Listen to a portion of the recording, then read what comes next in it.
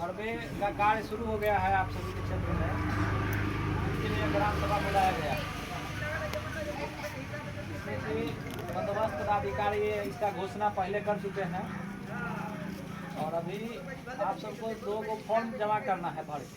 2 form, एक form 2 और एक फॉर्म 3 का 1। इसी के लिए आप सबको बुलाया गया है कि उसमें कैसे क्या भरना है नहीं भरना है, उसी के लिए। फॉर्म 2 जो है रैयत का स्व घोषणा है, रैयत अपना जमीन का घोषणा करेगा कि जमीन हमको किस प्रकार से प्राप्त हुआ है। यदि खतियानी जमीन है तो खतियान का विवरण देगा, केवाला जमीन है तो केवाला का विवरण देगा। यदि पर्चा से प्राप्त है, वास्तविक पर्चा, बंदोबस्ती पर्चा या फिर भूदान से प्राप्त है तो अपना उसका जिक्र करेगा।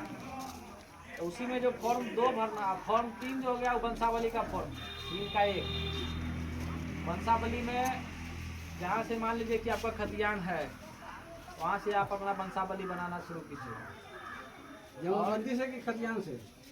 खतियान या फिर यदि जमाबंदी आपका हो गया है तो जहाँ जमाबंदी है वहीं से कीजिएगा। किसी का नहीं है तो अपना जो खतियान जो है वहाँ से ही शुरू करेगा। ऐसे चाहिएगा अपना जो बनाइएगा वंशावली, उसमें वहाँ से खतियान से ही शुरू, क्योंकि आप जिक्र कीजिएगा तो उसमें खतियान आपको लगाना पड़ेगा। यदि आपका जमाबंदी आपके नाम से आ गया है फिर भी आप अपना, आपके पास तो खतियान तो आपके जो पूर्वज के होंगे उन्हीं के नाम से ना होगा। इस कारण से वंशावली वहीं से चलेगा जहाँ से खतियान हो। और इस बार के जो वंशावली बनता, पहले तो मान लीजिए कि कोई जिक्र करता नहीं था लड़की का, अगर इस बार के वंशावली में लड़की का जिक्र करना अनिवार्य। एक तरह से मानिए तो ये दोनों सर्वे हो रहा है। मामला फंस जाएगा बहुत जगह। मामला फंसेगा तो उसके लिए एनओसी का प्रावधान दिया गया है। स्टाम्प पे आप 1500 200 के स्टाम्प पे आप ले सकते हैं। वो वाहन से मतलब जो लगेगी, वाहन लगी, पुआ लगी, जो लगी आपकी, उससे आप सहमति एनओसी ले लीजिएगा कि हम अपना संपत्ति जो है हम अपने भाई को दे रहे हैं, इस पर हमारा कोई अधिकार नहीं है, उस पर मेरी बहन, मेरे भाई का अधिकार होगा या फिर मेरे चाचा जो होंगे उनका अधिकार होगा। या बहन अगर मर गई या पुआ मर गई है तो मृत है तो उसमें नाम लिख के मृत लिख देना है। और उसका लड़का होगा तो उससे कुछ पुआ का लड़का होगा तो उससे कुछ उसके लिए तो नहीं दिया गया है। तो भाई के जिक्र करना है बनता पुआ उसी के हाँ, उसी के हिसाब से दिया गया। सर अगर वो बुआ का अगर कोई वंशज नहीं है और वो उसका मिस हो गया है पहले ही थोड़ा समझ लीजिए, उसके बाद उसको देख लीजिए। वंशावली सरपंच के यहाँ से चलेगा।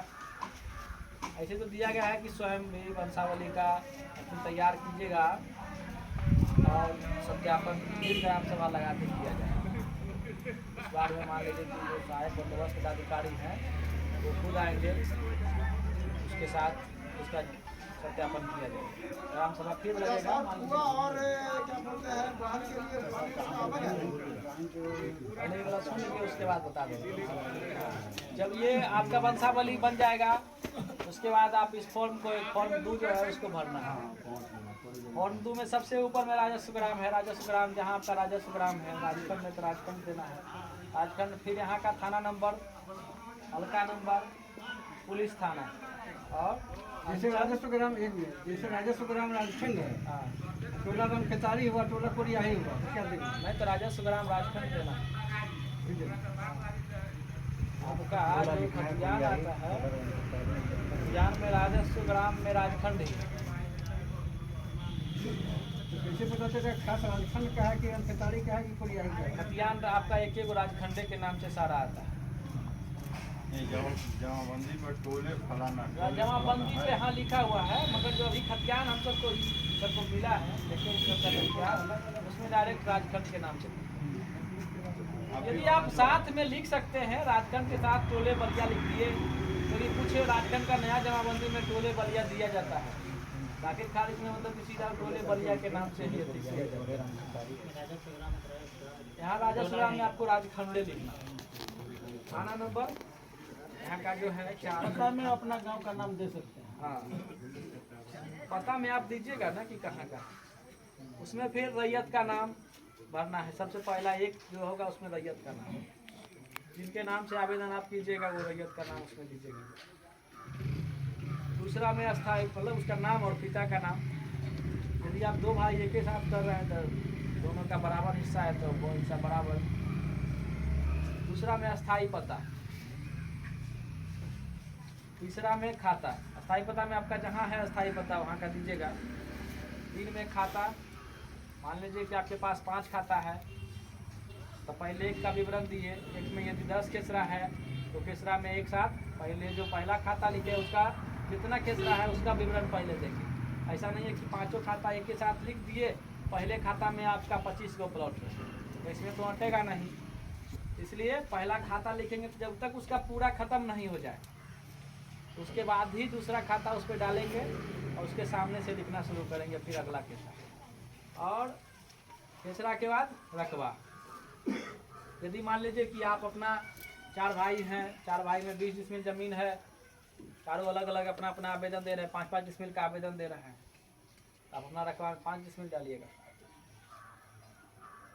चौहद्दी जो वर्तमान चौहद्दी होगी वो डालना है। चारों देना है। चारों दीजिएगा तो और ज़्यादा अच्छा है।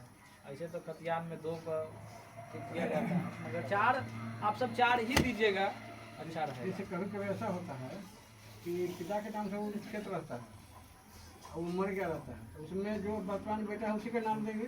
जी जी, अभी वर्तमान में जो होगा मृत आदमी का इसमें जिक्र न कीजिए तो अच्छा रहेगा।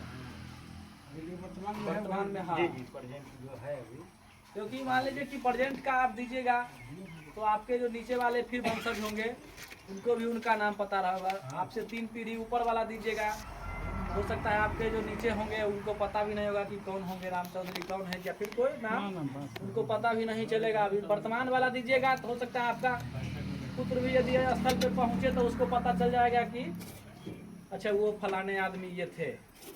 मगर उससे ज़्यादा अगर 2 भाई है और उसमें दोनों में बंटवारा में हुआ है तो दोनों भाई के नाम देंगे। दोनों भाई का दे सकते हैं, या फिर मान लीजिए कि आप राजेंद्र राम लिखे, 2 भाई महेंद्र राम दोनों भाई है। हाँ, तो राजेंद्र राम वगैरह लिख दिए। वगैरह मतलब क्या हो गया कि और भी हैं, समझे। चौहद्दी दे दिए। उसके बाद किस्म जमीन का यदि आपको लगता है उसमें दिया हुआ होगा आपके अथी में तो लिख देना है, नहीं तो किस्म तो चेंज होगा इस बार के सर्वे जब भी होगा तो उसका फिर चेंज किया जाए। इसमें तो रजिस्ट्री में अभी जाता है तो एक कट्ठा से कम रहता है तो उसमें 80 देता है या 80 देता है किस्म। वर्तमान में आपके खतियान में किस्म अलग अलग तरह का दिया है तो हाँ वही मकान में सहान हो गया,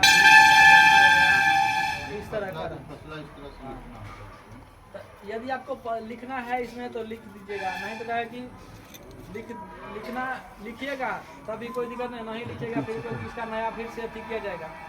आपका ज़मीन को देख के उसका फिर से नया लगान भी निर्धारण किया जाएगा और स्थल को देख करके उसका किस्म ठीक किया जाएगा। जहाँ मकान है वहाँ मकान लिख दिया जाए। हाँ, यदि मकान आपका है लिख सकते हैं मकान, नहीं तो आपका नया जो बनेगा उसमें आपका मकान हो सकता है। पूर्व में धनहर था, अभी वर्तमान में वहाँ मकान है तो अभी के हिसाब से ना मान लीजिए कि उसमें मकान वैसा लिखा है। तो वर्तमान तो मान लीजिए कि जब उस चीज़ को जब फील्ड पे जाएगा उसको देख के करना है ना, किसमें भरना है उसको जो अमीन जाएगा स्थल पर उसको पता लगाना है कि ये भीट है कि गड्ढा है या फिर इसको हम क्या दे सकते हैं। यदि वाटर बॉडी है तो वाटर बॉडी मान लीजिए कि वाटर वाला देना है। यदि खेत है तो उसमें खेत वाला को अथी करना है। खेत में भी मान लीजिए कि देखना पड़ेगा उसको कि कौन यहाँ कितना फसल हो सकता है या फिर होता होगा तो उसकी जानकारी उसको लेना चाहिए। लगान फिर उसी पे निर्धारण किया जाएगा। तीसरा है लगान। लगान भी आप सब छोड़ ही दीजिएगा, उसमें कोई अथी नहीं है। जमाबंदी संख्या अनिवार्य है, आप सबको भर दीजिएगा। उसके बाद भूमि पर दावा का अधिकार। मान लीजिए कि खतियानी ज़मीन है तो खतियान आप लिख दीजिएगा कि खतियानी ज़मीन, साथ में लिख दीजिएगा कि फलाने खतियान जो रैयत हुए खाताधारी रैयत उसका नाम उसमें लिख दीजिएगा। केवाला है तो केवाला से लिख दीजिएगा।